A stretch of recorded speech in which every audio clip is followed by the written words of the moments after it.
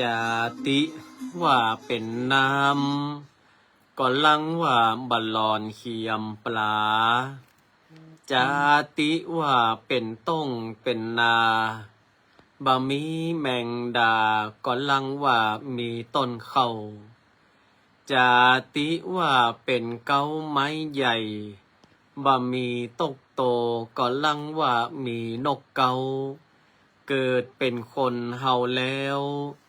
บ่มีศีลธรรมพระเจ้าคนเท่าเปิ้นจ้างประมาทดูแควนเจริญปอนเจริญโชคเจริญชัยเจริญมั่งเจริญมี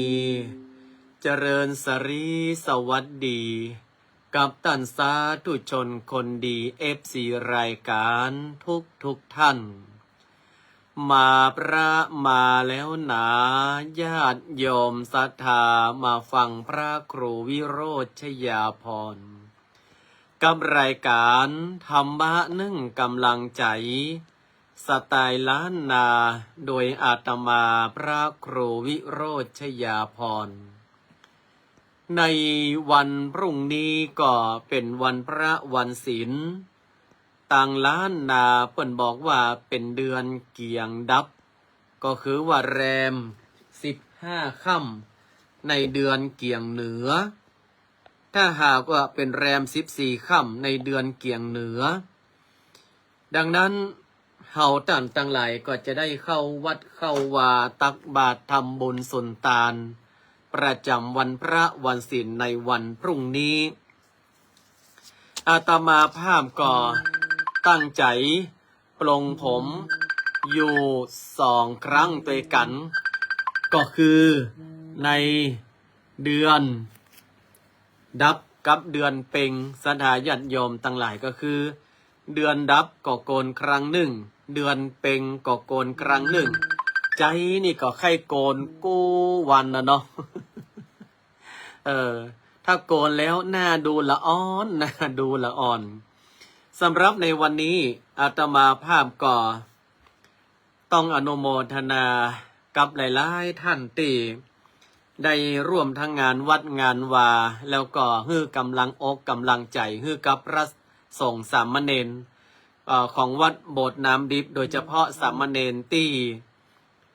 ป่วยหรือว่าอาพาธบ่สบายเนาะเอาเรื่องแรกก่อนก็ต้องอนุโมทนากับศรัทธาญาติโยมที่มาช่วยกันช่วยงานตั้งวัด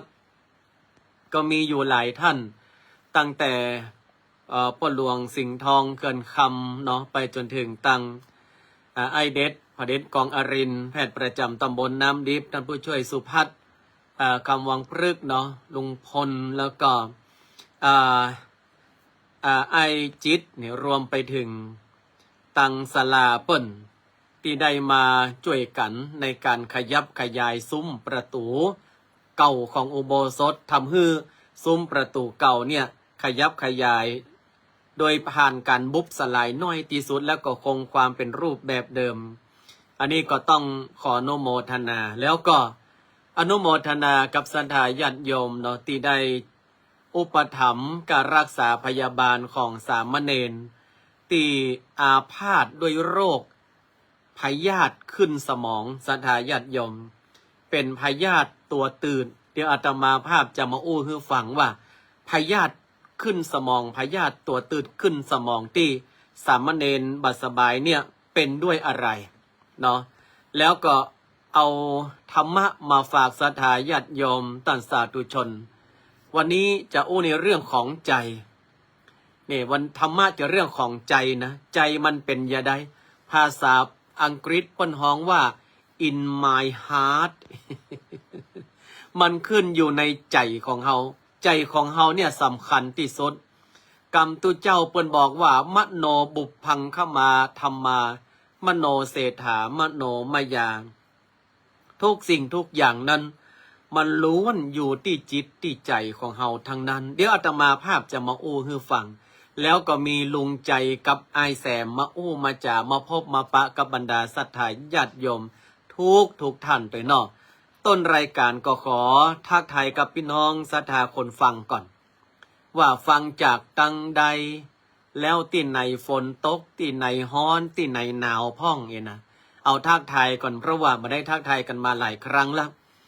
เอาเต้าที่หันนี่เนาะอนุโมทนาโยมแม่สมบูรณ์มาจะสาธุอนุโมทนาเนอะโยมแม่สมบูรณ์มาจะดงปลันเมืองฝางวันนั้นก็ได้ถวายสลาเปาเป็นกันเตดมาตัวอิ่มตึงเมืองฝางอิ่มตึงละปุน เตดม่วนมาม่วนก็ดักไปฮะเนาะโยมแม่สมบูรณ์มาจะเนาะเขาก็ลั่งว่ามาเล่าขวัญอาตมาภาพกันเนาะ เจริญปอนแอดมินธรรมะคลื่นสีขาวเนาะสาธุคุณโยมภาวิตานมัสการเจ้าเจริญปอนเนอร์แม่สีพ่องสีมาแล้วเนาะถ้าหากว่าเป็นสีพ่องสีนี่เป็นนักฮ้องเด้อไผว่าน้องมีจู้เนาะเอ้าเจริญปอนโยมแม่สุแก้วคำอ้วนนี่อันนี้จากเฟซพระครูวิโรจน์ชยาพรเนาะพ่อเลี้ยงศักดิ์สิทธิ์คิดงามเนี่ยหลวงพ่อท่านอาจารย์ครูบาคิดดีพูดดีทำดีไว้สารนะครับ แล้วก็โยมสมรเขติวันอนุโมทนาเนอเข้ามาแล้วก็แชร์รายการตะกี้หันโยมแม่ราวันที่ราวงแวบๆเข้ามาเนาะแล้วก็ท่านที่ได้ทักทายผ่านเข้ามาก็ทักทายกันเข้ามาแถมรอบหนึ่งก่อนที่เราจะเข้าสู่รายการในค่ำคืนนี้ซึ่งตอนนี้สามเณรก็เดินทางกลับมารักษาตัวต่อที่วัดหมอเปิ้นก็ฮื้อยา1เนาะก็ฮื้อยากันชัก2ยาฆ่าพยาธิแล้วก็3ยาลดสมองบวมอันนี้ก็เอามาฉันต่อที่วัดเป็นการรักษาตัวโยมแม่เราวันที่เราวงบอกว่าฟังจากอำเภอร้องกวางจังหวัดแปะเจ้าแดดฮ้อนขนาดเจ้าวันนี้เนาะนี่จำเมียงจากพี่น้องเมียงแปะตั้งร้องกวางอยู่ทางใดของเมียงแปะอาตมาภาพต้องยอมรับว่าจังหวัดแปะเนี่ยอาตมาภาพมาล่ำได้ไป จังหวัดแปะนี่นะมาล่ำได้ไปสักเท่าใดก็อยากจะไปอยู่เนาะจังหวัดแปะแม่เรืองไรปาลีแชร์คลิปเรียวอาตมาภาพละมันเป็นคำว่าเรียวเนี่ยก็คือว่าตัวใช้ตัวรอเรือนะมันจะใช้ตัวลอลิงนะคุณโยมเกษมศรีอนันตาเนาะ สาธุอนุโมทนามีแต่คนเล่าว่าม่วนดีเจ้าแอนแลยาหอมกับปลยก้าโยมแม่สมบูรณ์มาจ้า หลายๆคนก็บอกว่าท่านอาจารย์ยังบ่หายเตือกระเจ้าจะได้เสียงยังบ่ปีกมาเนี่ยอาตมาภาพก็แปลโลกเหมือนกันสถาญาติโยมแปลกเหมือนกันแต่ทุกสิ่งทุกอย่างก็ดีละหูดังก็มาตันแต่ใดก็คงอาศัยเวลาเนาะเพราะว่าอาตมาภาพก็ยังบ่ได้พักผ่อนก็เที่ยวไปเที่ยวมาระหว่างงานวัดกับโรงพยาบาลตอนนี้สามเณรกลับมาวัดแล้วก็ถือว่าโอเคเบตงยะลาแล้วก็ถือว่าดีหน่อยพ่อเลี้ยงฟลุกเป็นไดพ่องเนาะพ่อเลี้ยงฟลุกเนี่ยอันนี้เปิ้นทำงานตอนนี้เปิ้นเป็นครีเอเตอร์มือใหม่พ่อเลี้ยงฟลุกให้นะคุณแม่อรวรรณดอนญาตินี่ว่าจะไปแอลดอนน้อยอยู่เนอะจะไปแอลร้านนารีก็ นารีกระเป๋าผ้าไฟเปิ้นบอกว่ากระเป๋าเสร็จแล้วนะเจ้าอาตมาภาพก็มีเวลาไปเอาเนาะเดี๋ยวจะจัดสรรเวลาไปเพราะวันเนนปิกมาวันแล้วก็สบายละคุณโยมอุ่นลุงปอยสาธุใหม่สุงคาพี่น้องใต้เฮาคากูกอกูคนนะคะนอตั้งคนใจตั้งคนยิงในเฮยอยู่ลีกินหวานยินลียิงจมออกคามาผอมาก้อยในการหลักทำตะลาคำในนะคะเนาะท่านพระครูสีชมตลอดเจ้าเหรอ อ๋อไปเชียงใหม่ละปุนบ่อยมากเจ้าการงานอยู่นั่นบ้านอยู่มะเขือแจ้เนาะถ้าในมาแหมกำเนาะออกจากมะเขือแจ้ก็มาแวะวัดโบสถ์น้ำดิบเนอะคุณครูชิชนกชายน้อยสาธุอนุโมทนาสามเณรยังหอมไอ้อย่างก็วีต้าของคุณครูชิชนกปิกมาอยู่เนอะเนนบอกว่าจะกินก็กลัวเสี่ยงอีกวะ แม่พิชยาวงพมิตรมาแล้วน้องอาจารย์วันธนีวงพมิตรอันนี้เป็นพอรายการโดยกันเนาะจากอำเภอเมืองเชียงใหม่เนอะสาธุอนุโมทนาเอาละก็ถือว่าทักทายกับท่านศรัทธาสาธุชนคนฟังเนาะใน ค่ำคืนนี้อาตมาภาพก็จะมาอู้ในเรื่องราวของโรคภัยไข้เจ็บโรคภัยไข้เจ็บของที่เฮานั้นอาจจะลืมไปพ่องละสมัยตะกอนเนี่ยอาจจะหู้จักกันจากหนังขายยาเนาะพอกำลังม่วนๆอยู่เนี่ยสปอตไลท์มันออกมาบนะมันขายยาละ1ยาธาตุน้ำแดง8อันนี้จังมา2ยาธาตุน้ำขาวตรากระต่ายบินแล้วก็3ยาเบนด้า503อย่างเนี่ยบึดมาบึดไปหม่นเนี่ยจะมาภาพก่อนได้พอแล้วก็ได้หู้จักหลายคนก็หู้จักพยาธิก็ย้อนว่าในหนังขายยานั่นน่ะเนาะโรคพยาธิขึ้นสมองสถาญาติโยมเพิ่นบอกว่าคือภาวะตัวอ่อนของพยาธิหรือว่าขี้ตึกนี่นะถ้าอู้ขี้ตึกมันจะน่าจะไป อาตมาภาพเลยเปลี่ยนคำว่าเป็นพยาธิเนาะตัวอ่อนของพยาธิเนี่ยเข้าไปฝังอยู่ในสมองมันไปผ่านอะไรอย่างสถาญาติโยมตั้งหลายฮะก็โยมแม่อรวรรณแม่เลี้ยงนารีผ้าฝ้ายมาแล้วตอนนี้เนนปิกมาแล้วเดี๋ยวอาตมาภาพมีเวลาละจะเข้าไปเอากระเป๋าเนอถ้าจะกึดเติงหาอาตมาภาพน็อกกันนะไม่เลี้ยงนารีผ้าฝ้ายทำให้เกิดอาการปวดศีรษะหรือว่าปวดหัวอย่างรุนแรงแล้วก็มีอาการทางระบบประสาทอื่นๆพยาธิที่มันส่งตัวอ่อนขึ้นไปไว้บนหัวเฮาได้เนี่ยมันมีพยาธิอย่างพ่อง1พยาธิตัวตืดพยาธิตัวจี๊ดพยาธิหอยโขงพยาธิไส้เดือนมีอยู่4พยาธิด้วยกันที่มันขึ้นไปฝังอยู่บนหัวเฮาได้นี่นะพยาธิตัวตืดเนี่ยเกิดจากการรับประทานไข่พยาธิที่ปนเปื้อนในอาหารและน้ำหรือรับประทานเนื้อหมูที่ปรุงบะซุกสถาญาติโยม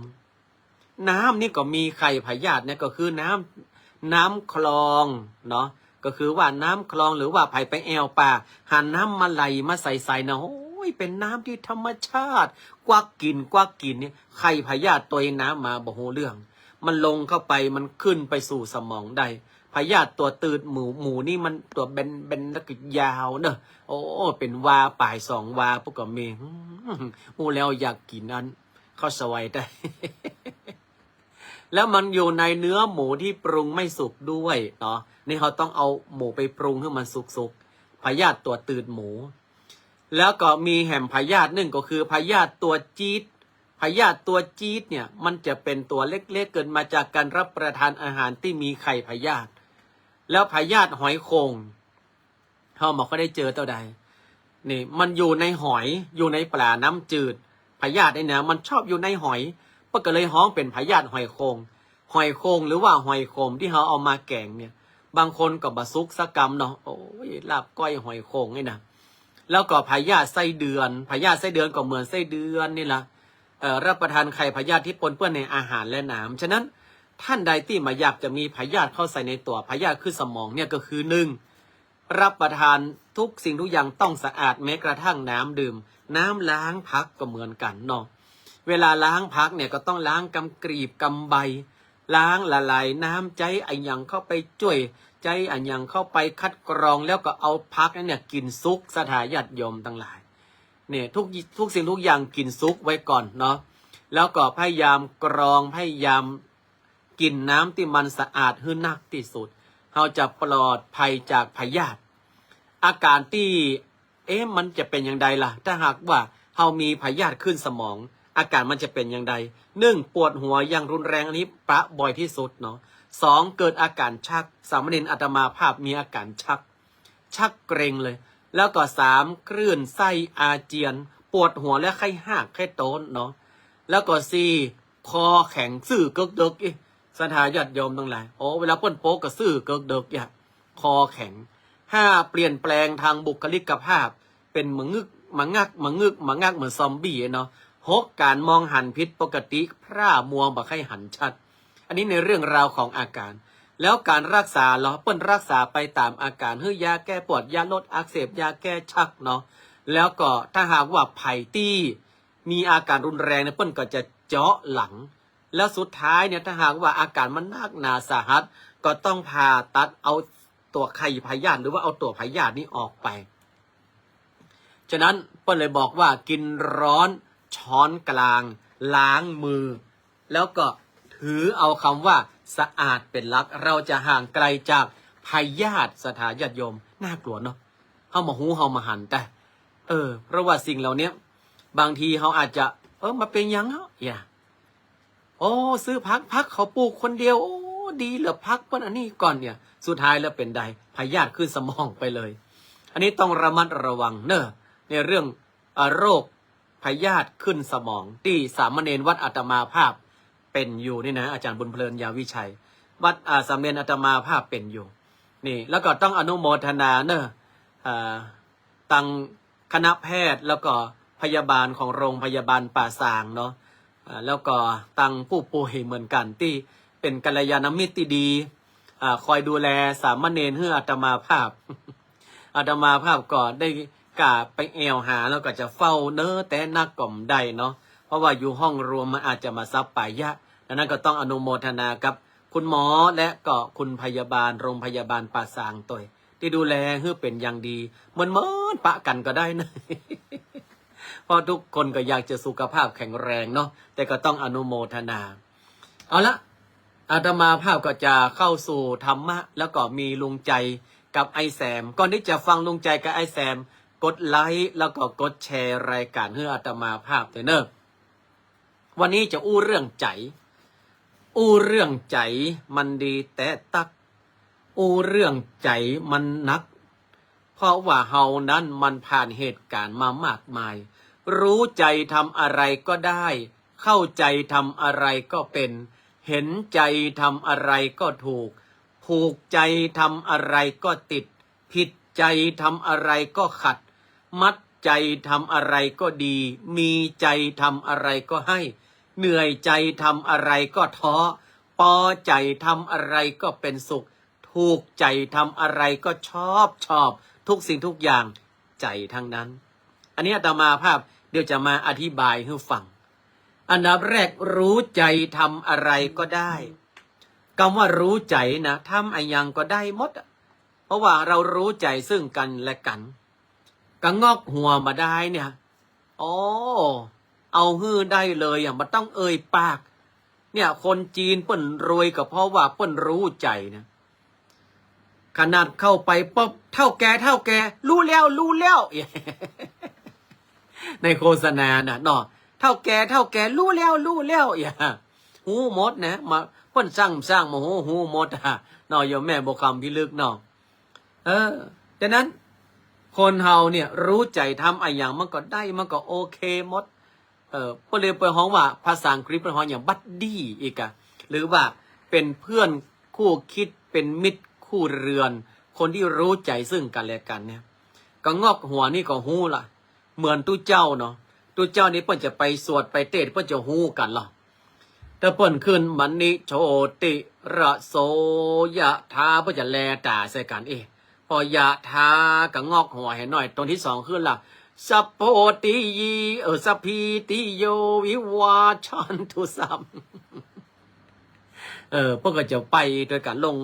ล่ะเหมือนซอก็เหมือนกันดอกถ้าเปิ้นจีม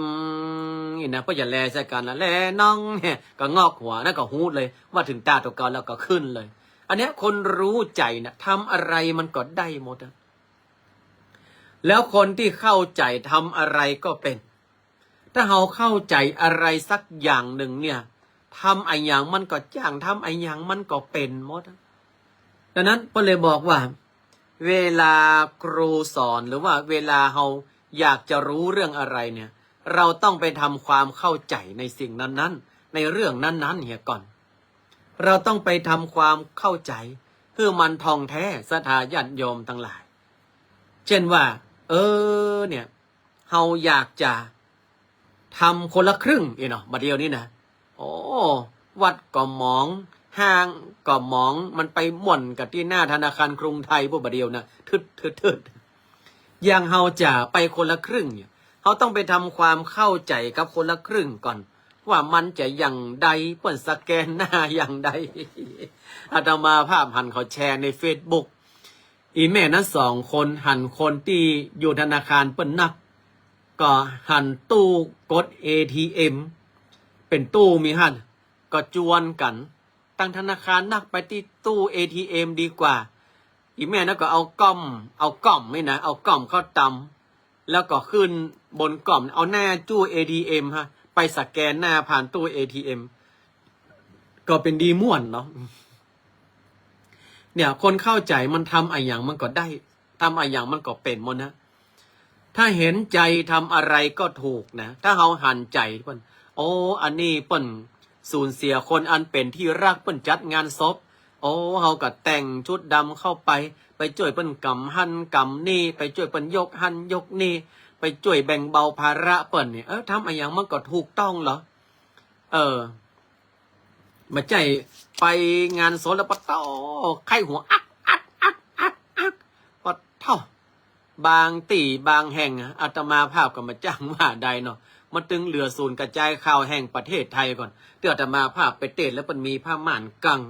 ลายหั่นเป็นผ้าแม่ครัวลายผ้าม่านเป็นตุเจ้าอาตมาภาพก็นะโมตัสสะภะคะวะโตอะระหะโตสัมมาสัมพุทธัสสะตุเจ้าจะเตะเลยเฮ้ยเข้าใจชวะก่อนอาตมาภาพก็บอกว่าวายะธรรมาสังขารานะป้าเดียวเอานี่ไปทอดก่อนนี่จะประแปงข้าวต้มอัปปมาเทนะเดี๋ยวข้าวนี่ก็หุงแล้วก็ตักออกมาเลยสัมปาเทถาจะไปลืมเนอะนั่นเนอะโปรดต่ออาตมาภาพเตดกับเรื่องข้าวต้มนั่นนะคืนนั้น โอ้แม่ครัวเพิ่นสั่งกันนะบังเบงอ่ะแต่ว่าอย่างเงี้ยถ้าถามว่าไปช่วยเหลือเปิ้นเนี่ยโอเคทำให้เปิ้นแบ่งเบาความทุกข์ความโศกไปหันใจมันก็ถูกผูกใจทำอะไรก็ติดสถาญาติโยมโอ้ถ้าหากว่าเฮาติดอกติดใจไปกินก๋วยเตี๋ยวร้านนี้ลำแตะลำว่ามันใส่อย่างพ่องนะมาเดียวเนี่ยโอ้เฮาเอามาลูกเอามาแปลงพอแล้วมากินคนเดียวเอามาทำขายพอแล้วอย่าเพราะมันติดอกติดใจแล้วเวลามันทำเนี่ยมันจะมีความตั้งใจอย่างดีเลยทีเดียวอันนี้บอกเขาว่าผูกใจทำอะไรก็ติดถ้าพิษใจทำอะไรมันก็ขัดพิษใจทำอะไรมันก็ขัดเจริญพรยมนัชชาปิยเนตรก็เห็นว่ามาเหนือมาแอวเจียงดาวเนาะสาธุอนุโมทนาเนอะแต่ยังไม่ทันสัมผัสอากาศหนาวนะเพราะว่าอากาศหนาวยังไม่มาช่วงเนี้ย อากาศหนาวกำลังจะมาอยู่แต่ยังไม่ถึงเนาะสาธุโมทนาเนอะเวลาผิดใจเนี่ยทำอะไรก็ขัดเวลาเรามาถูกใจเรามีอารมณ์ฉุนเฉียวเรามีอารมณ์ร้อนเรามีอนิจฐารมณ์อยู่ในหัวใจเนี่ยทำอะไรอย่างมันก็ผิดไปหมดอะมาใจว่าเฉพาะตัวเรานะคนอื่นทำอะไรมาเขาก็ผิดอกผิดใจควางหูควางตาไปหมดเพราะว่าอย่างเรามันผิดใจเห็นแล้วเฮาอารมณ์มาค่อยดีเห็นแล้วฉะนั้นผิดใจเนี่ยทำอะไรก็ขัดมัดใจทำอะไรก็ดีถ้าเฮาใครฮื้อคนอื่นเปิ้นประทับใจเฮาเนี่ยแม้กระทั่งว่าเนี่ยประเพณีลอยกระทงกำลังจะถึงเนี่ยลอยกระทงเฟสติวัลเนี่ยถ้าเราอยากจะฮื้อกระทงของเฮาเนี่ยมีคนมาซื้อเราต้องมัดใจเปิ้นเฮาก่อนแป่งกระทงสวยๆแป่งกระทงงามๆแล้วสามารถลอยน้ำได้เวลาเปิ้นหั่นกระทงเฮางามเนี่ยแล้วเวลาเปิ้นกำไปเนี่ยแล้วเขาถามว่าตัวกระทงนี่ซื้อที่ไหนน่ะซื้อที่นี่อย่าเนี่ยแม่สมบูรณ์มาจ้าเปิ้นเอามาขายเนี่ยงามตัวเนี้ยเป็นกระทงเกี่ยวกับวัสดุธรรมชาติเปิ้นจะไปซื้อก่อนงามแตะงามว่าหันก่อนถ้าเรามัดใจเราเอาทำอะไรที่มันดีไปมัดใจเปิ้นนี่นะมันจะเป็นผลดีต่อเฮามีใจทำอะไรก็ให้ถ้ามีใจต่อกันเนี่ยมันจะเฉพาะในเรื่องของกามฉันทะหรือในเรื่องของแฟนหรือว่าในเรื่องของผัวเมียแต่ในเรื่องของกัลยาณมิตรเป็นเพื่อนเป็นพี่เป็นน้องคนในที่ทำงานถ้าหากว่าเรามีใจเป็นกัลยาณมิตรต่อกันเนี่ยเพื่อก็จะทำอย่างให้เฮาได้อย่างสะดวกสบายใจแล้วเฮาก็จะทำให้คนอื่นได้ตามที่เฮาสมัครใจสะดวกสบายใจเพราะว่าเรามีใจเกื้อกูลต่อกันเห็นไหมเฮามีใจเกื้อกูลต่อกันอย่างวัดโบสถ์น้ำดิบมีการมีงานสดาญาติโยมมาช่วยกันเรื่องนักก็จะกลายเป็นเบาเรื่องเบาก็จะกลายเป็นบางยะการคนเดียวเหมือนตายยะการลายเหมือนเล่นเหมือนกับว่าทำงานเนี่ยถ้าเราทำคนเดียวเนี่ยมันหนักมากเหมือนจะตายแล้วมันหนักแต่เมื่อทำกันหลายคนช่วยกันคิดช่วยกันทำเนี่ยมันเหมือนเปิ้นเล่นกันแป๊บ เดียวก็แล้วแป๊บเดียวก็แล้วแป๊บเดียวก็แล้วเนี่ยทำให้การงานวัดโบสถ์น้ำดิบเนี่ยแป๊บเดียวแล้วแป๊บเดียวแล้วแป๊บเดียวแล้วหมดอ่ะเพราะว่าอย่างเพราะว่าศรัทธานาบุญมาช่วยกันออกความคิดศรัทธานาบุญมาช่วยกันออกกำลังนี่โอ้ก็ต้องอนุโมทนาเพราะเขาเนี่ยมีใจถ้าเรามีใจต่อกันเกื้อกูลต่อกันเนี่ยเราสามารถทำอะไรให้กันต่อกันได้อย่างเต็มอกเต็มใจเนี่ยได้อย่างเต็มอกเต็มใจแต่ถ้าเหนื่อยใจทำอะไรมันก็ท้อเวลาเราเกิดความเหนื่อยหน่ายทำไมเราสั่งไปแล้วอันนี้มันยังมาแย่ตามเฮาล่ะมันเหนื่อยไหมเราเป็นหัวหน้ามันเกิดความท้อเหมือนกันนะ มันเกิดความท้อแล้วเวลาเขาสั่งงานไปแล้วเนี่ยมันใกล้จะเสร็จแล้วอ่ะเขาปิ้งมาทำงานมันยังมาเสร็จล่ะเขาถามคนนี้ทำไมเธอมาทำงานที่ฉันสั่งทำไมเธอมาทำงานที่หัวหน้าบอกพอดีว่าหนูคิดว่ามาฟังพอดีว่านึกว่านั่นพอดีว่านึกว่านี่มันเหนื่อยทำงานกับคนประเภทที่คิดว่าแล้วมันไม่ลำดับความสำคัญของงานมันเหนื่อยเมื่อเหนื่อยใจมันก็เกิดความท้อใจเวลาเราเหนื่อยใจนะมันก็เกิดความท้อใจศรัทธาญาติโยมทั้งหลายเหมือนอาตมาภาพมันประหองว่าโดนสิ่งอย่างมากระทบก็เกิดความท้อใจแต่พอสิ่งนั้นมันผ่านไปเมื่อมันปรากฏว่าสิ่งนั้นมันมาเป็นความจริงเมื่อมันปรากฏว่าเฮามาได้เป็นอย่างที่เขาเล่าเขาลือเอามันผ่านไปคนก็ปีกมาช่วยอาตมาภาพก็หันว่าศรัทธานาบุญมาช่วยกันนักกันหลายจากท้อใจกลายเป็นอะไรกลายเป็นดีใจนั่นก็คนเราเนี่ยทองกับเพชรกันเนี่ยกว่าจะผ่านมาเป็นวัตถุอันมีค่ามันต้องผ่านไฟเหี่ยก่อนผ่านอุปสรรคปัญหาเหี่ยก่อนเนี่ยพอเหนื่อยใจทำอะไรมันก็ท้อแต่ถ้าเราพอใจทำอะไรก็มีความสุขถ้าเราพอใจนะทำอะไรก็มีความสุขในหลวงรัชกาลที่9ท่านตรัสเรื่อง3ห่วง2เงื่อนไขพูดง่ายๆคือเศรษฐกิจพอเพียงนั่นแหละเนี่ยท่านก็ได้ทำให้เฮาตั้นตั้งหลายได้หันถ้าเราพอใจในสิ่งที่เราอยากจะทำเราก็มีความสุขอันนี้มันอยู่ในหลักอิทธิบาท4ตัวคือฉันทะคือความพอใจที่จะทำพอใจที่จะอยู่พอใจที่จะไปพอใจที่จะให้พอใจที่จะรับมันอยู่ที่ความพอใจทั้งนั้นเวลาเราพอใจเกิดขึ้นทำอะไรเราก็มีความสุขถูกใจเราทำอะไรมันก็ชอบถ้าเราถูกใจสักอย่างหนึ่งมันชอบเนี่ยทุกอย่างมันอยู่ที่ใจทั้งนั้นไม่ว่าจะเป็นการรู้ใจเข้าใจเห็นใจผูกใจเนาะผิดใจมัดใจมีใจเหนื่อยใจพอใจถูกใจหันก็มันจะขึ้นอยู่กับว่าใจเท่านั้นเลยเนี่ยหลายๆคนเนี่ยก็ฮ้องว่าจิตเป็นนายกายเป็นบ่าวจิตเป็นเจตนาเมื่อเจตนาเป็นอย่างไรกายมันก็จะทำอย่างนั้นจิตเจตนามันบดีกายมันก็จะทำในสิ่งที่มันบดีจิตเจตนาทำในสิ่งที่ดีกายมันก็เป็นสิ่งที่ดีเฮาตื่นมาเมื่อเจ้าอยากจะทำบุญก็ไปละเสาะหาของมากินมาตานล่ะเอาไปฮื้อนกฮื้อหมูฮื้อกาฮื้อม้าฮื้อไก่เนี่ยใจเขาเป็นบุญแล้วทำแล้วมีความสุขแต่เขาตื่นมาเอาละใจเป็นคุณละเดือดบ้านเดือดเมืองเดือดลูกเดือดผัวเดือดเมียเนาะเจ้ามาก็อีล่ำเหลือแต่วันพอแยงก้นแต่วันพอแงนพ่อฟ้าตึงมาตื่นมาลูกมายอตา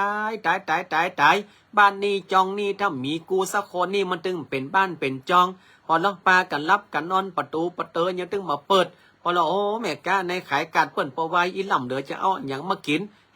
พอแล้วขนาดจมไม่ยังมาตื่นเต้อไม่อีล่ำเหลือตึงหัวอีตึงมาแต่งงานตัวอีล่ำเหลือนี่แกอาตมาภาพอู้อยู่ปนเหนื่อยอาตมาผู้ภาพอู้แทนอยู่ปนเหนื่อยจมอยู่หันบ่มเกิดตื่นมาแล้วใจคุณทันทีเนี่ยถามว่าตื่นมาแล้วใจคุณทันทีมันจะเป็นสุขหรือว่ามันจะเป็นทุกข์กับตื่นมาแล้วสดใสทันทีวันนี้เหมยโต๊กเฮ้ยตัวพอหันเหรอหนาวแล้วนะถ้าตัวตื่นควายนี่มาหันหมอกหันเหมยเนี่ยตัวเนี่ย แล้วพอแล้วเนี่ยอันนั้นประกอบเต็มใจได้ลุกมาพอแล้วมันก็โอ้แต่กับตัวโอ้มันหนาวแต่อย่ามาเจ้าว่าโอ้พอแล้วหมอกเมยตกต้องมาหันฟ้าหันฝนยังไงตายอีลำเหลือรับลวดตายไปเฮียละกายนะมันจะอยู่ด้วยกันม่วนได้จัดได้ศรัทธาญาติโยมท่านทั้งหลายเนาะฉะนั้นอะไรก็ตามทุกอย่างมันอยู่ที่ใจของเฮาใจใสก็เป็นบุญใจขุ่นมันก็เป็นบาปถ้าใจขุ่นมันเป็นบาปนะมันบาปอย่างไรเจ้าคะวจีกรรมออกแล้วถ้าใจขุ่นนะด่าว่าด่าตำลาพดแต่ตุเจ้าป่นเดือดลูกเดือดผัวอย่าบ่มบ่มบ่มตุเจ้ามาตีกองมองมองมองบินทบาทตุเจ้าวอกนี่ก็ฮะเจ้ามาเจ้าตีกองมองมองมองมองอันล่ำเหลือถึงมีการมีงานอย่างก้าวว่าแต่เฮ้ยสกรรมมาเขางงงงงงจัดหมาเจ้ามาก็เฮาวะโอ้ยล่ำเหลือที่มาเกลือเข้าหักเลือดแล้วเนอะอย่าด่ามาด่าตู้ด่าหมูด่าไก่สกรรมป้นหลวงประกาศล่ะอ๋อเปิดเพลงงงงังงงงังมาเป็นผู้เป็นคนบึดคนบึดผัวบึดลูกบึดหมาบึดไก่บึดตู้บึดป้นหลวงเฮ้ยกูตึงใครหลอดนี่นะแล้วจะเอาชีวิตไหนมามีความสุขเนาะใจใส่มันก็เป็นบุญป้นหลวงแม่หลวงเปิ้นประกาศเพราะก็มีเรื่องฮือประกาศเหรอเรื่องจากทกสเรื่องจากอปตเรื่องจากหมู่บ้านเรื่องจากอำเภออย่าเรื่องจากอสมประกาศเตือนภัยอย่าเขาก็ฟังไปกะมันมีที่ไหนป้นหลวงไม่หลวงแล้วมาฮ้องเพลงออกเสียงตามสายฮือฟังเนี่ยมันมีประกาศเอาเป็นสิ่งละอันพันละน้อยที่ได้รับทราบข่าวสารมาแปลงใจให้มันใสตัวเจ้าบิณฑบาตมองมองหมอตัวเจ้ามาโตเดี๋ยวก็เนิร์ถ้ามีอย่างนักแกก็อันเอาเข้าไปใส่บาตรกันแล้วของกินก็ไปซาทีหลังมาเห่างงงงงโอ้พอแล้วหมามันเห่าอะไรยังนะอ๋ออันพอดีว่าไก่มันมาชักมากินห่านเองโอ้แปลงใจให้มันใส่เข้าไว้เถอะเนาะศรัทธาญาติโยมทั้งหลายมันขึ้นอยู่ที่ใจของเฮาเนี่ยเมื่อลุงใจกับไอ้แซมลุงใจกับไอ้แซมมาปะกันลุงใจคิดว่าบัดเดียวนี้คนเฮาเนี่ยมันจะเป็นไปอย่างใดลุง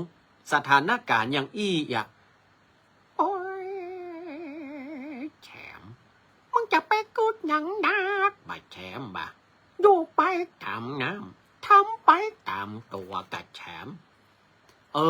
ก่อนหน้ากะแต่เจ้านี่นะลุงอันยังแฉมผมนี่นะถึงนักแกกับป้าแก้วเนอะมันยังได้แฉมก็ป้าแก้วนะก็หูมันบัดดี ผมก็ไปถามหมอก็บอกว่าขยับเข้าไปทีละ1 เมตรทีละ 1 เมตรทีละ 1 เมตรมันเป็นยังได้แฉมก็ทีแรกผมก็ถามว่าป้าแก้วยังกินเปิ้นก็มาตอบผมมันหูมันดีกาอยากแก้วอ่ะผมก็ขยับเข้าไปตามหมอบอกผมก็ถามแหมป้าแก้วยังกินมันตอบมึงว่าแฉมมันก็มาตอบนะผมมาได้ยินนะก็นี่ผมไปข้างหูป้าแก้วผมก็นึกว่าป้าแก้วนี่หูนักแกแล้วก็เลยบอกป้าแก้วแกงไอ้ยังกินแล้วมันว่าได้แฉมมันเหมาว่าได้มันเอาบักกอกโจกหัวผมดังป๊ากเอาแล้วมันบอกผมว่ากูบอกว่ายำไก่ได้เป็นชามเตื้อบนนะ ไอ้แฉมมันมาจ่ายยาแก้วหรอโหมันดีมึงกะแฉมมึงโดนบักกอกยาแก้ว ใครหัวใส่กันเฮียแต่ก็มาโคตรมาเกลียดอย่างเงี้ยเนี่ยดังนั้นคนเฮาเนี่ยถ้าอยู่กันแล้วมันเข้าใจกันนี่นะเนี่ยสุดท้ายก็คือการเข้าใจซึ่งกันและกันเนี่ยมันจะมีความสุขที่สุดอะเนาะมันเพลงคาราบาวมันว่าใดเพราะเราไม่เข้าใจกันถึงไม่มีฉันจึงไม่มีเธอถ้าเราเข้าใจกันได้นะมันต้องมีเธอและมีฉันฉะนั้นเราอยู่กับคนหมู่มากเราต้องทำใจว่าคนหมู่มากมันก็ฮักชอบปอมาเหมือนกันญาติมาภาพเนี่ยสามเณรมี11 รูปที่วัดโบสถ์นะสามเณร11 รูปพระสงฆ์5 รูป เด็กวัด2 รูปแต่พระสงฆ์5 รูปเนี่ยก็คือให้ดูแลสำนักสงฆ์ให้ดูแลวัดที่อยู่ในบริเวณเนี้ยที่เปิ้นหมอมีตู้เจ้าก็ส่งไปดูแลเนี่ยอยู่ด้วยกัน16-17 ตนบางวันเนี่ยอาตมาภาพต้องแก้ไขปัญหาอย่างเนนที่กำลังออกจากโรงพยาบาลมาเนี่ยอาตมาภาพถ้าเสร็จกันแล้วต้องรีบไปเฝ้าเนนไปเจ็ดเนื้อเจ็ดตัวคือเนนเนี่ยแล้วก็เรียบร้อยพยาบาลก็บอกว่าใครจะรับผิดชอบค่าใช้จ่ายเจ้าอาตมาภาพเนี่ยท่านเป็นอายังเจ้าท่านเป็นเจ้าอาวาสอ๋องั้นท่านเอาใบนี่นะเจ้าไปที่ห้องจ่ายไปห้องจ่ายยาเพื่อที่จะจ่ายเงินนะเจ้างวดแรกอาจจะนักน้อยนะเจ้าก็มาเป็นยังอาตมาภาพก็คิดว่ามันนักต่อใดฮ้อยเก้าปันไปเป็นเนี้ยเอาไปจ่ายวันที่2มาแหมปันไปวันนี้เอาสามเณรออกมาก็เสี่ยงแหมปันไปถ้าอาตมาภาพถามว่าอาตมาภาพท้อใจก็บ่ท้ออาตมาภาพเข้าใจเพราะว่าหมอเปิ้นก็มีรายจ่ายของเปิ้นโรงพยาบาลเฮาไปรับการรักษาเปิ้นกึดมาก็ถูกก็แล้วเฮาก็จ่ายให้เปิ้นไปมันนักมาหนาบางคนนี่ต่อแล้วต่อแหมไปซื้อกาดป้ามีป้าสาป้าดาป้าคำเปิ้นขายพักไข่ไม้โอ้กว่าจะได้พักไม้มาขายต่อแล้วต่อแหมต่อแล้วต่อแหมอันที่ไปอย่างอื่นเจเว่นบิ๊กซีโลตัสหันต่อสักบาทเหรอเปิ้นขึ้นราคาหันเติ้นเวิร์นนี่อ๋อผักปอมมัดเดียว15 บาทถูกเธอ15 บาทที่ป้าแก้วเปิ้นไปขายมัด5 บาทเพอ๋อป้าแก้วมัดถึง5 บาทก่อนไม่อีกมาได้ก็3 บาทตะกะอย่าเอ็นดูป้าแก้วเปิ้นเตือนเนาะทีนั้นทุกอย่างมันอยู่ที่ใจทุกอย่างอยู่ที่ใจคุณหมอคุณพยาบาลเปิ้นหันตมาภาพไปจ่ายสตังค์ให้สามเณรเพราะว่าสามเณรนี่เปิ้นเป็นคนที่ราบสูงมาได้ซิทอะไรอย่างเปิ้นก็หอมมา100เองนะ ก็ต้องอนุโมทนาเนี่ยเปิ้นบอกว่าถ้าเรามีใจทำอะไรก็ให้ก็หมอพยาบาลเปิ้นก็โอ้หันอาตมาภาพเนี่ยไปแอลแล้วก็ไปฮึเอวแล้วก็อู้กำลังใจฮึกับคนไข้ที่ไปอยู่ห้องเดียวกันเนี่ยทำให้สุขภาพจิตคนไข้ดีอีป่อนะเปิ้นอายุ98แต่มาภาพอู้หูฟังเอ้ยเปิ้นมัดติดมัดมือหมดอาตมาภาพก็ไปยืนข้างเตียงหั่นแล้วก็บอกว่าตาพุทโธเมนาโถธัมโมเมนาโถสังโฆเมนาโถตาเหยอโลขยาปรมาลาภาถ้าตางตามาหายง่ายเนอะแต่ถ้าตาดักไว้นะหมอเปิ้นฮื้อยามาเฮาก็มาต้องค้างหยังถ้าเฮาเจ็บเป็นเย็นอุ่นอย่างก็บอกหมอเนอะตาถ้ายะตาจะปันได้ออกหงยาถ้าตามได้ออกเนอะถ้าตามันมันสีเจ็บสีน้ำเหลือก็พุทโธเมนาโถธรรมะคมจิตสติคมใจเนอะตาเนอะวันนี้อาตมาภาพไปฮับเนนป้าอุ้ยเปิ้นออกไปก่อนแล้ว ป้าอุ้ยเปิ้นออกโรงพยาบาลไปก่อนเนนแล้วอ๋อเปิ้นเชื่อหมอเปิ้นเลยออกโรงพยาบาลไปหมอเปิ้นก็อันเนี้ยป้าหองว่าธรรมะก็เป็นยาวิเศษอย่างหนึ่งที่ทำให้คนที่เปิ้นกระวนกระวายคนที่เปิ้นจิตใจมาอยู่กับเนื้อกับตัวเกิดความกลัวในแต่ละสิ่งแต่ละอย่างเนี่ยทำให้เปิ้นต้อมจิตต้อมใจเนาะต้อมจิตต้อมใจดังนั้นสิ่งต่างๆเหล่านี้ศรัทธาญาติโยมทั้งหลายเวลาเฮาทำอะไรอย่างแล้วเฮาทำจากความเห็นใจเนี่ยหันอย่างมันก็ถูกหมดนะก่อนที่อาตมาภาพจะออกจากโรงพยาบาลเอาสามเณรออกมาอาตมาภาพก็บอกว่ากูคนกูท่านที่อยู่ห้องนี้ก็ขอให้หายโรคหายภัยเนอะวันฮึออก2 วันฮึออกเนอะคนไข้บอกว่าสาธุศรัทธาญาติโยมทั้งหลายเนี่ยมันขึ้นอยู่กับใจห่างก็ดังนั้นอาตมาภาพจึงบอกว่าณบัดนี้ณเวลานี้อาตมาภาพดีอกดีใจสิ่งที่อาตมาภาพต้องการคือการพัฒนาวัดวาอารามพัฒนาศาสนาบุคคลศาสนาสถานศาสนาวัตถุและศาสนาธรรมนี่ศาสนาธรรมอาตมาภาพไปสอนหนังสือจ่ายค่ารถวัน500คือค่าคนขับวันละ300ไปสอนหนังสือเนาะไปสอนหนังสือแล้วถ้าเพิ่นฮื้อค่าตอบแทนอาตมาภาพหอมโรงเรียนพระปริยัติธรรมเฮาฮื้อศาสนาธรรมแล้วอาตมาภาพเมื่อคืนปีกมาติวฮื้อสามเณรอาตมาภาพ นี่ตั้งแต่วิชาธรรมะทุกกะคือหมวดสองธรรมมีอุปการะมากสองอย่างนี่ไปจนถึงพุทธประวัติอนุพุทธประวัติมาภาพไปติวเนาะแล้วก็สลับกันแถมวันหนึ่งก็มาซ้อมสวดแถมวันหนึ่งก็ติวอย่างเงี้ยเพราะว่าเฮามีใจที่จะอยากจะทำเมื่อก่อนมีอุปสรรคปัญหาเข้ามาพ่อง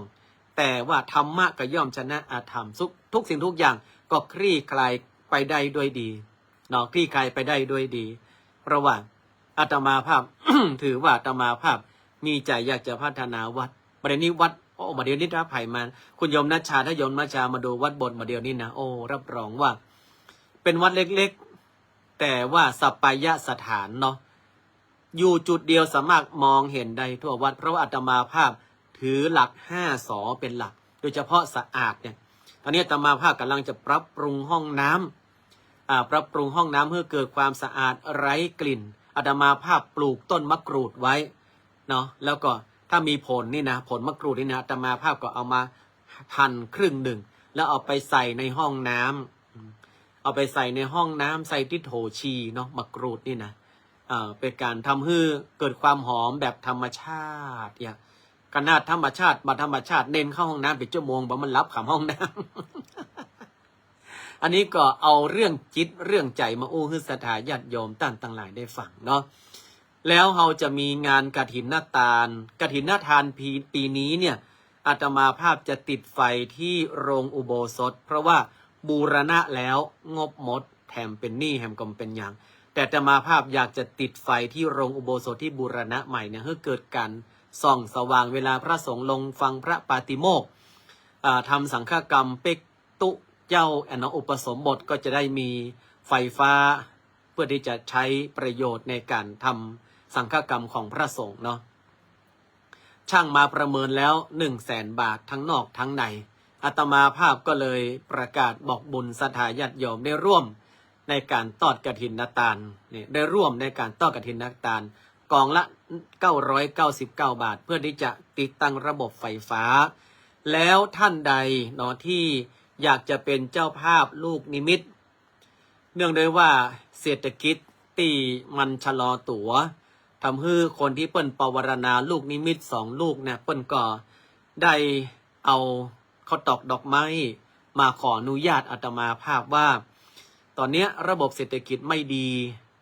ทำให้เงินที่เปิ้นจะมาเป็นเจ้าภาพลูกนิมิตเนี่ยก็อาจจะติดขัดอาตมาภาพก็เข้าใจบอกว่าโยมอยู่ที่ใจเฮาโยมมาต้องตุกใจมองใจเนอะโยมจะมา100 บาท20 บาทอาตมาภาพมามีปัญหาก็เลยบอกว่างั้นเอาอีกกันแล้วกันอาตมาภาพจะขอประกาศประชาสัมพันธ์ว่าตอนนี้ลูกนิมิตเหลือ2 ลูกเนาะเป็นลูกบริวารที่อยู่รอบนอกที่อยู่รายล้อมลงอุโบสถเนาะถ้าใครอยากเป็นเจ้าภาพนี่ก็สามารถที่จะเป็นเจ้าภาพได้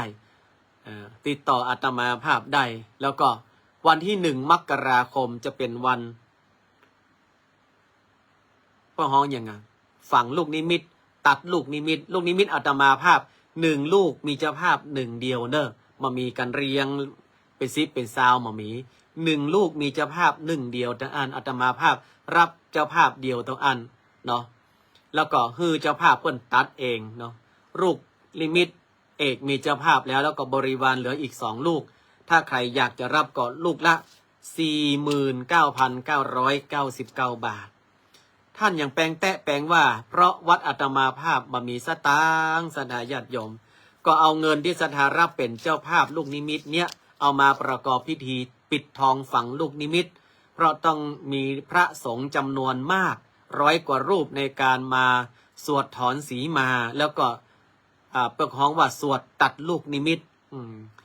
อาตมาภาพก็จะเอาสตางค์จากศรัทธาญาติโยมที่เป็นเจ้าภาพนี่แหละเอามาเป็นทุนในการจัดงานเพราะว่าวัดอาตมาภาพก็ไม่ได้ดังไม่ได้มีทรัพย์มีสินอย่างเงี้ยเนาะ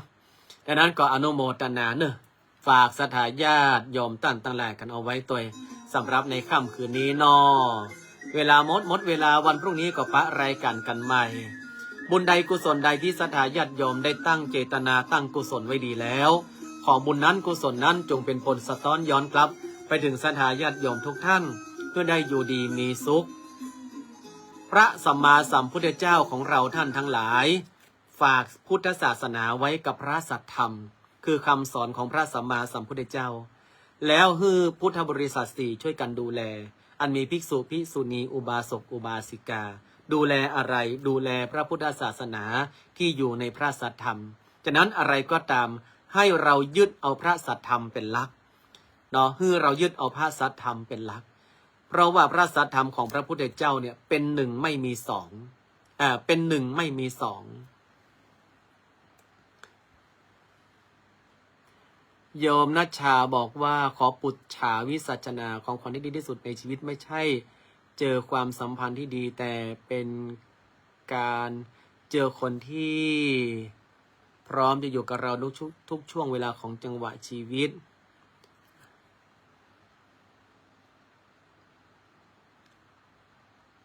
อ๋อใช่เขาเรียกว่าถ้าเป็นภาษาพระเขาเรียกว่าเป็นบุพเพนิวาสะเป็นบุพเพนิวาสะก็คือบุพเพสันนิวาสเนี่ยคำว่าบุพเพสันนิวาสมาใจเฉพาะเป็นสามีภรรยาหรือว่าเป็นแฟนทั้งอันบุพเพสันนิวาสหนึ่งเราเกิดในปฏิรูปเทศะที่ดีก็คือว่าเราเกิดในสิ่งแวดล้อมเราอยู่ในสิ่งที่แวดล้อมที่ดีก็ถือว่าเป็นบุพเพนิวาสะก็คือว่าเป็นบุญที่เราสั่งสมมานะปฏิรูปเทศะสองกัลยาณมิตรตาเรามาเจอกัลยาณมิตรที่เกื้อกูลกับเรามาว่าจะยามจนยามเจ็บยามจากยามท้อเนี่ยเขาก็ช่วยเหลือเราเนี่ยเขาเรียกว่าเป็นกัลยาณมิตรตาแล้วก็สมะชีวิตาเราสามารถประกอบสัมมาอาชีพที่ดีที่มั่นคงได้ก็ถือว่าเป็นบุพเพนิวาสะแล้วเราก็อันสุดท้ายเขาเรียกว่าอุทธานสัมปทาเราสามารถหาทรัพย์นั้นได้เนาะแล้วเราก็สามารถหาเลี้ยงชีพได้สิ่งต่างๆเหล่านี้เป็นบุพเพนิวาสะทั้งนั้นฉะนั้นโยมนัชชาบุพเพนิวาสะอยู่ในกัลยาณมิตรที่ดีก็ถือว่าเป็นบุญที่สั่งสมมาแล้วก็ทั้งชาตินี้แล้วก็ชาติที่แล้วชาตินี้เฮาเกื้อกูลคือเปิ้นก็เกื้อกูลคือเฮาก็เป็นบุพเพนิวาสะเนาะก็ดีแล้ว